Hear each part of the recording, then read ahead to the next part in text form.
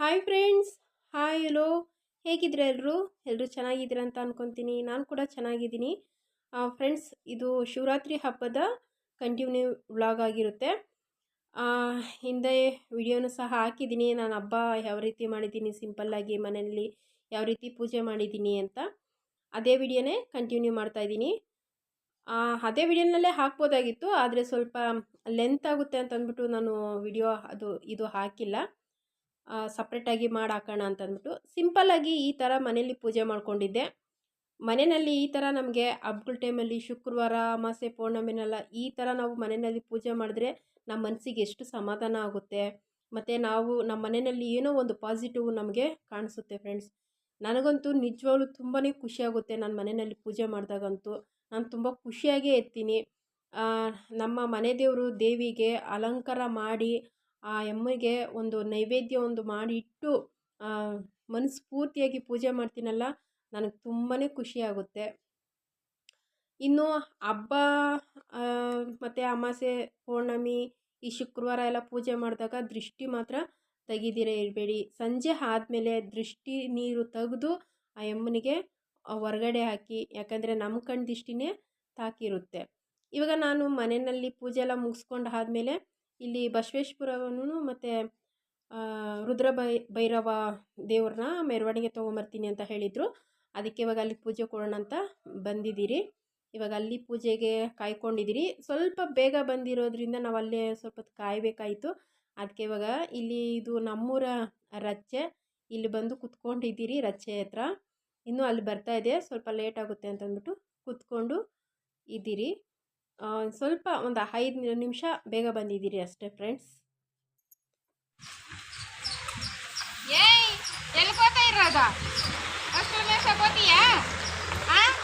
ಅಮ್ಮ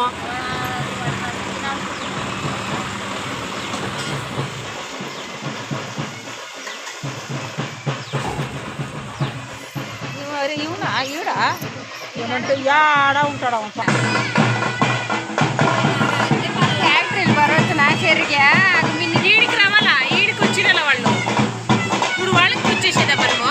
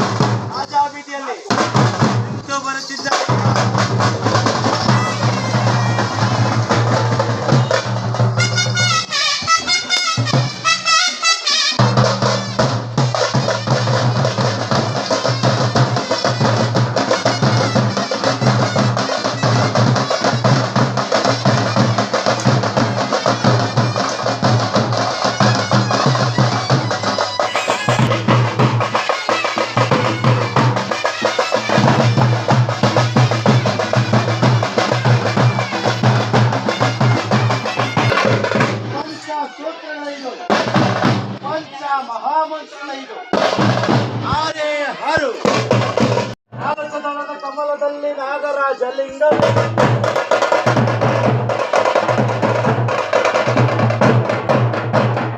ಐದು ದಳದ ಕಮಲದಲ್ಲಿ ಐಕ್ಯವಾದ ಲಿಂಗವೇ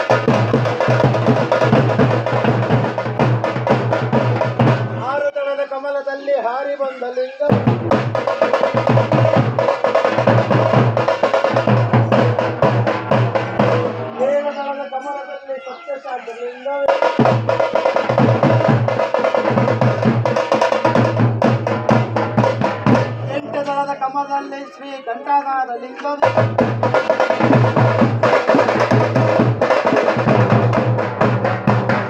ಒಂಬತ್ತು ದಳದ ಕಮಲದಲ್ಲಿ ಒಡೆದು ಬಂದ ಲಿಂಗ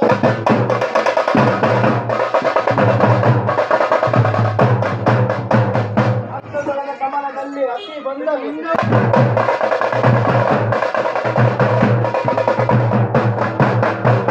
ಹನ್ನೊಂದು ದಳದ ಕಮಲ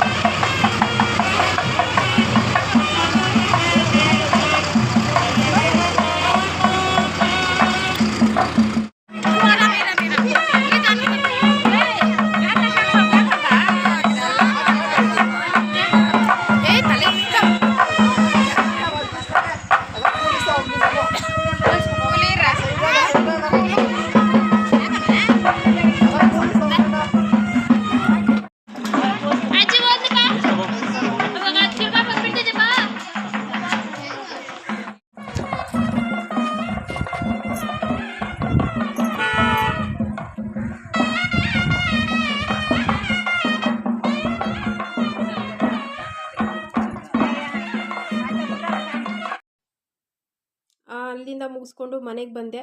ಅಲ್ಲಿ ನಾನು ಸ್ವಲ್ಪ ಜನಗಳ ಮುಂದೆ ವಿಡಿಯೋ ಮಾಡೋದಕ್ಕೆ ಆಗಿಲ್ಲ. ಫ್ರಂಟಲ್ಲಿ ನಿಂತ್ಕೊಂಡು ವಿಡಿಯೋ ಮಾಡಬೇಕಾಗಿತ್ತು, ಮಾಡೋದಕ್ಕಾಗಿಲ್ಲ. ಸರಿ ಅಂತಂದ್ಬಿಟ್ಟು ನನಗೆ ಅಲ್ಲಿ ಜನ ಆದರೂ ಭಯ ಫ್ರೆಂಡ್ಸ್. ಅವರು ಸ್ವಲ್ಪ ಕತ್ತಿ ಎಲ್ಲ ಕೈಯಲ್ಲಿತ್ತು. ಅವರು ಡ್ಯಾನ್ಸ್ ಮಾಡ್ತಾಯಿದ್ರಲ್ಲ, ಅಷ್ಟು ಹತ್ರದಲ್ಲಿ ಹೋಗಿ ವಿಡಿಯೋ ಮಾಡೋದಕ್ಕಾಗ್ತಾ ಇರಲಿಲ್ಲ. ಅದಕ್ಕೆ ಒಂದು ಸೈಡಲ್ಲಿ ನಿಂತು ವಿಡಿಯೋ ಮಾಡ್ಕೊಂಡು ಬಂದಿದ್ದೀನಿ. ನಿಮಗೆ ಆ ವಿಡಿಯೋ ಇಷ್ಟ ಆಗುತ್ತೆ ಅಂತ ಅಂದ್ಕೊತೀನಿ. ಸ್ವಲ್ಪ ಸ್ವಲ್ಪ ಅಷ್ಟೇ ತೆಗ್ದಿದ್ದೀನಿ. ಈಗ ಮನೆಗೆ ಬಂದಾಯಿತು, ಮತ್ತು ಪ್ರಸಾದನೂ ಸಹ ಕೊಟ್ಟಿದ್ದರು. ಹಾಗೆ ನಮ್ಮ ಯಜಮಾನ್ರು ಅವರು ಸ್ವಲ್ಪ ಏನೋ ಬೇರೆ ಒಂದು ವಿಷಯಕ್ಕೆ ಟೆನ್ಷನ್ ಆಗಿದ್ದರು. ಬೆಳಗ್ಗೆ ಒಂದು ಬೇಜಾರು ಅಂದರೆ ಅವರು ಹೊರಗಡೆ ಹೋಗಬೇಕಾದ್ರೆ ಹೇಳಿದ್ದೆ ನಾನು, ಬೇಡ ಇವತ್ತು ಹೋಗೋದು ಬೇಡ ಅಂತ. ಆದರೂ ಅವರು ನನ್ನ ಮಾತು ಮೀರಿ ಹೋದರು. ಆದರೆ ನಾನು ಆ ಥರ ಅನ್ನಬಾರ್ದಾಗಿತ್ತೇನೋ, ಆದರೂ ಅಂದುಬಿಟ್ಟೆ. ಅಂದರೆ ಹೋಗೋದು ಬೇಡ ಅಂತ ಹೇಳಬಾರ್ದಾಗಿತ್ತು. ಅಂದರೆ ನನಗೆ ಗೊತ್ತಿತ್ತು ಇವತ್ತು ಬ್ಯಾಂಕ್ ರಜೆ ಅಲ್ವಾ ಫ್ರೆಂಡ್ಸ್, ಬೇಡ ಅಂತ ಹೇಳಿ ಅದಕ್ಕೋಸ್ಕರ ನಾನು ಇವತ್ತು ಬ್ಯಾಂಕ್ ರಜೆ ಇದೆ, ಹೋಗೋದು ಬೇಡ ಅಂತ ಹೇಳಿದ್ದೆ. ಆದರೂ ಅವರು ಇಲ್ಲ ಹೋಗಿ ಬರ್ತೀನಿ ಅಂತ ಹೋಗಿದ್ರು. ಆ ಬ್ಯಾಂಕ್ ಪಕ್ಕನೇ ಇನ್ನೂ ಒಂದು ಚಿಕ್ಕದೊಂದು ಅಂಗಡಿ ಇಟ್ಕೊಂಡಿದ್ದಾರೆ. ಅಂದರೆ ಈ ಜೆರಾಕ್ಸ್ ಅಂಗಡಿ ಇದೆಲ್ಲ, ಅವ್ರೇನೋ ಹೇಳಿದ್ರಂತೆ ನಾಳೆ ಬನ್ನಿರಿ ಅಂತ. ಅದಕ್ಕೆ ಅವ್ರ ಮಾತು ಕೇಳಿಕೊಂಡು ಹೋಗಿದ್ದಾರೆ. ಹೋಗಿ ಬರಬೇಕಾದ್ರೆ ಒಂದು ಸಣ್ಣದು ಒಂದು ಆಕ್ಸಿಡೆಂಟ್ ಆಗೋ ಥರ ಇತ್ತು. ಆದರೆ ಹಾಗಿಲ್ಲ, ದೇವ್ರ ದಯದಿಂದ. ಅದಕ್ಕೆ ಅದು ನಾನು ಬಚಾವಾಗಿ ಬಂದೆ, ಉಳಿದಿರೋದೇ ಹೆಚ್ಚು ಅಂತ ತುಂಬ ಟೆನ್ಷನ್ ಮಾಡ್ಕೊಂಡಿದ್ರು. ನನಗೂ ಅಷ್ಟೇ ತುಂಬ ಬೇಜಾರು ಹೋಗ್ಬಿಡ್ತು ಆ ಕ್ಷಣಕ್ಕೆ ಕೇಳಿ. ಆವಾಗ ನನಗನ್ನಿಸ್ತು, ಅಂದರೆ ನಾನು ಈ ಥರ ಆಗುತ್ತೆ ಅಂತ ಅಂದ್ಕೊಂಡಿರಲಿಲ್ಲ. ಅಂದರೆ ನಾನೇನು ಹೇಳಿದೆ, ಇವತ್ತು ಬ್ಯಾಂಕ್ ರಜಾ, ಹೋಗೋದು ಬೇಡ ಅಂತ ಹೇಳಿದ್ದೆ. ಆದರೆ ಅವರು ಇಲ್ಲ ಯಾರೋ ಹೇಳಿದ್ದಾರೆ, ನಾನು ಹೋಗಿ ಬರ್ತೀನಿ ಅಂತ ಅಂದ್ಕೊಂಡು ಹೋದರು. ನಾನು ಹಾಗೆ ಹೇಳಿದ್ದಕ್ಕೆ ತಪ್ಪಾ, ಅಥವಾ ಅವ್ರ ಪಾಡಿಗೆ ಅವ್ರು ಹೋಗಿ ಬರಲಿ ಅಂತ ಸುಮ್ಮನೆ ಇರಬೇಕಾಗಿತ್ತಾ, ನನಗೆ ಗೊತ್ತಾಗ್ತಾ ಇಲ್ಲ. ನಿಮಗೇನಾದರೂ ಅನಿಸಿದ್ರೆ ಕಮೆಂಟ್ ಮಾಡಿ. ಮಾತ್ರ ಯಾರೂ ಅಷ್ಟೇ ಎಲ್ಲರ ಹೊರಗಡೆ ಗಂಡಸರು ಹೋಗೋವಾಗ ಅಥವಾ ಬೇರೆ ಯಾರಾದರೂ ಹೋಗಬೇಕಾದ್ರೆ ಅಡ್ಡಬಾಯಿ ಮಾತ್ರ ಹಾಕಬಾರ್ದು. ನನಗಿವಾಗ ಅದು ಅರ್ಥ ಆಯಿತು. ನನಗೆ ಮುಂಚೆನೇ ಗೊತ್ತಿತ್ತು. ಆದರೆ ನಾನು ಹೇಳಿದ್ದು ತಪ್ಪೋ ಸರಿನೋ ನನಗೆ ಗೊತ್ತಿಲ್ಲ. ಬ್ಯಾಂಕ್ ರಜಾ ಇರೋದ್ರಿಂದ ಬೇಡ ಅಂತ ಹೇಳಿದ್ದಂತೂ ನಿಜ. ಆದರೆ ಅವರು ಒಂದೇ ಒಂದು ಕ್ಷಣದಲ್ಲಿ ಬಚಾವಾಗಿ ಬಂದರು. ಅದೊಂದು ಖುಷಿ ಪಡ್ತೀನಿ ನಾನು ನಿಜವಾಗ್ಲೂ. ಆದರೆ ನೆನೆಸ್ಕೊಂಡ್ರೆ ಇವಾಗಲೂ ನನಗೆ ಮೈಯೆಲ್ಲ ಜುಮ್ ಅನ್ನುತ್ತೆ. ಇವಾಗಲೂ ನಾನು ನಮ್ಮ ಯಜಮಾನ್ರು ಅದ್ರ ಬಗ್ಗೆನೇ ಚರ್ಚೆ ಮಾಡ್ತಾಯಿದ್ದೀರಿ. ಅಲ್ಲಿ ಕೂತ್ಕೊಂಡು ಮಾತಾಡ್ತಾ ಇದ್ದೀರಿ ಇದ್ರ ಬಗ್ಗೆನೇ. ಅದಕ್ಕೆ ನಾನು ಹೇಳಿದೆ, ಇನ್ನು ಮುಂದೆ ನಾನು ಎಲ್ಗಾನ ಹೊರಗಡೆ ಹೋಗಬೇಕಾದ್ರೆ ಅಲ್ಲಿ ಏನಿರುತ್ತೆ ಏನಿಲ್ಲ ನಿನಗೆ ಗೊತ್ತಾಗಿಲ್ಲ ಅಂತಂದರೆ ನನಗೆ ಕೇಳು, ನಾನು ಹೇಳ್ತೀನಿ. ನಾನು ಬೇಡ ಅಂದಿದ್ದ ಜಾಗಕ್ಕೆ ನೀನು ಹೋಗಬೇಡ ಅಂತಲೇ ಹೇಳ್ತಾ ಇದ್ದೆ. ಅವರು ಆಯ್ತಮ್ಮ ನಿನ್ನ ಮಾತು ಮೀರಿ ಹೋಗಲ್ಲ ಅಂತ ಹೇಳ್ತಾಯಿದ್ರು. ಫ್ರೆಂಡ್ಸ್, ಎಲ್ಲನ ಯಾರನ್ನ ಹೊರಗಡೆ ಹೋಗಬೇಕಾದ್ರೆ ನೆಮ್ಮದಿಯಾಗಿ ನಿರಾಳಾಗಿ ಕಳಿಸಿ. ಮತ್ತು ಹೋಗೋರು ಅಷ್ಟೇ, ಒಂದು ಕ್ಷಣ ಯಾರಾದರೂ ಒಂದು ಮಾತು ಅದು ಹೇಳಿದ್ರೆ ಅದು ಒಳ್ಳೇದೋ ಕೆಟ್ಟದ್ದೋ ಅಂತ ಯೋಚನೆ ಮಾಡಿ ಒಂದು 5 ನಿಮಿಷ ಮನೇಲೆ ಕೂತ್ಕೊಂಡು ನೀರು ಕುಡಿದು ಆಮೇಲೆ ಆಚೆ ಕಡೆ ಹೋಗಿ ಆಗೋ ಕೆಲಸ ಸಹ ಆಗುತ್ತೆ. ಅರ್ಧರ್ಕ್ಳು ಮನಸ್ಸಿಟ್ಕೊಂಡು ಮನಸ್ಸಿಟ್ಕೊಂಡು ಯಾವತ್ತೂ ಹೊರಗಡೆ ಹೋಗಬೇಡಿ. ನಿರಾಳವಾಗಿ ಹೋಗಿ ನಮ್ಮ ಕೆಲಸ ಖಂಡಿತ ಆಗುತ್ತೆ. ಆದರೆ ಇವತ್ತು ನಾನು ನಮ್ಮ ಯಜಮಾನ್ರನ್ನ ಬೇಡ ಅಂದೆ. ಯಾಕೆ ಬೇಡ ಅಂತ ಈಗಲೇ ಹೇಳಿದ್ದೀನಲ್ವ, ಈಗಾಗಲೇ ಬ್ಯಾಂಕ್ ರಜೆ ಇರೋದ್ರಿಂದ ಹೋಗೋದು ಬೇಡ ಅಂತಂದೆ. ಆದರೆ ಆ ಮಾತಿಂದನೇ ನಮ್ಮ ಯಜಮಾನ್ರಿಗೆ ಈ ಥರ ಬೇಜಾರಾಗಿ ಅದೊಂದು ಎಡವಟ್ಟು ಕೆಲಸ ಮಾಡ್ಕೊಂಬಂದಿದ್ದಾರೆ. ನಿಜ ಹೇಳಬೇಕು ಅಂತಂದರೆ, ಒಂದು ನಾನು ಮಾಡೋ ದೇವ್ರುಗಳಿಗೆ ಪೂಜೆ ಮಾಡೋ ಒಂದು ಪುಣ್ಯನೋ ಏನೋ ನಮ್ಮ ಯಜಮಾನ್ರಿಗೆ ಏನೂ ಆಗಿಲ್ಲ. ಸುರಕ್ಷಿತವಾಗಿ ಮನೆಗೆ ಬಂದಿದ್ದಾರೆ. ಇಷ್ಟು ಹೇಳೋಕ್ಕೆ ಇಷ್ಟಪಡ್ತೀನಿ ಫ್ರೆಂಡ್ಸ್.